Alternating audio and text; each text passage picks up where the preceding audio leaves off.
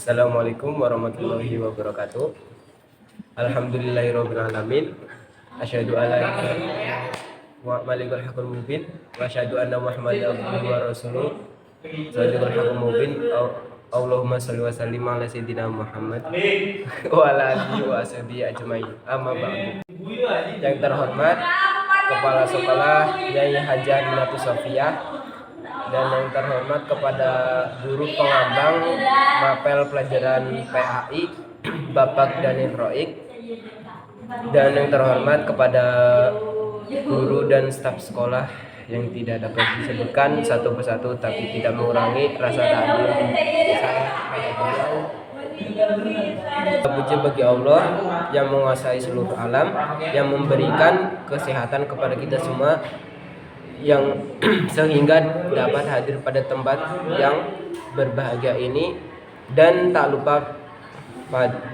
lupa pula selawat salam semoga tetap dilimpahkan kepada junjungan kita Nabi Muhammad Sallallahu Alaihi Wasallam. Baiklah, untuk mempersingkat waktu, saya akan memulai pidato yang berjudul Beriman kepada Kitab-Kitab Allah. Beriman kepada Kitab-Kitab Allah merupakan salah satu hal yang wajib yang harus kita lakukan. Beriman kepada Kitab-Kitab Allah artinya meyakini sepenuh hati bahwa Allah Subhanahu wa taala telah menurunkan kitab kepada nabi atau umat manusia.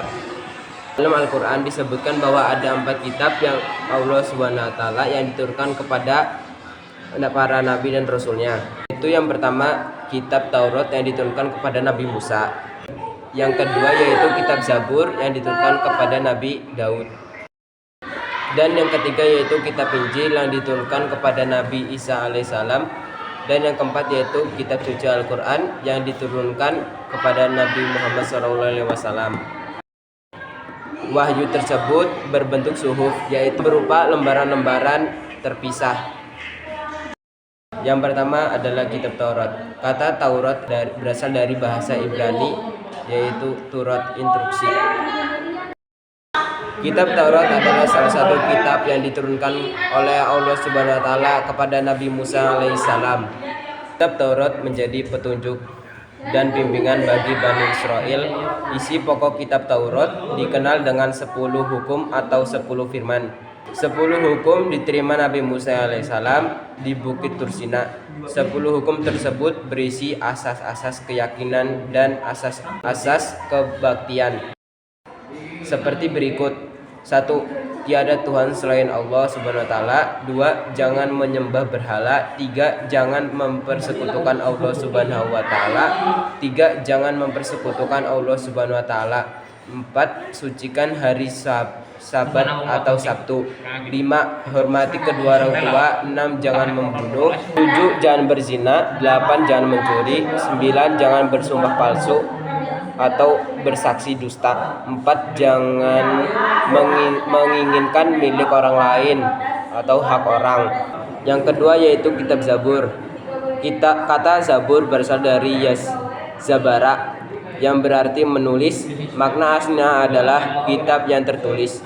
Kitab Zabur berisi ayat-ayat yang dianggap suci. Ada 150 surat dalam kitab Zabur yang tidak mengandung hukum-hukum tetapi hanya berisi nasihat-nasihat, hikmah, pujian, sanjungan kepada Allah Subhanahu wa taala. Secara garis besar, nyanyian rohani yang disenandungkan oleh Nabi Daud alaihissalam dalam kitab Zabur terdiri atas 5 macam.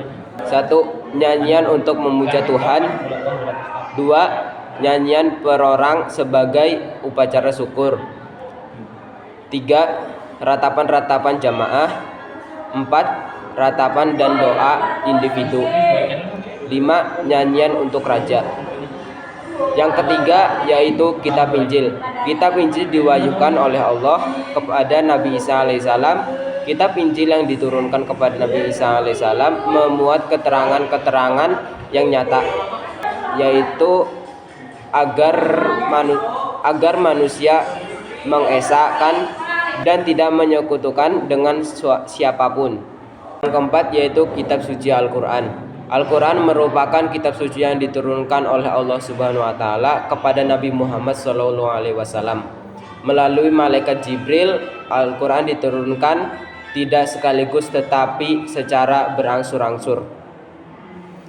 Al-Quran diturunkan kurang lebih 23 tahun atau tepatnya 22 tahun, 2 bulan, 22 hari. Al-Quran terdiri dari 30 juz, 114 surah, 6.236 ayat, 74.437 kalimat, dan 325.345 huruf. Wahyu yang Allah turunkan yang pertama adalah Quran surah Al-Alaq ayat 1-5 ketika Nabi Muhammad SAW dikejar-kejar oleh kaum kafir Quraisy yang bertempat di gua Hira. Wahyu yang Allah turunkan terakhir adalah Quran surah Al-Maidah ayat 3. Ayat tersebut turun pada tanggal 9 Zulhijjah tahun 10 Hijriah di Padang Arafah, ketika Nabi Muhammad SAW sedang menunaikan haji wada atau haji perpisahan. Beberapa hari sesudah menerima wahyu tersebut, Nabi Muhammad SAW wafat. Cukup sekian pidato singkat dari saya. Lebihnya mohon maaf.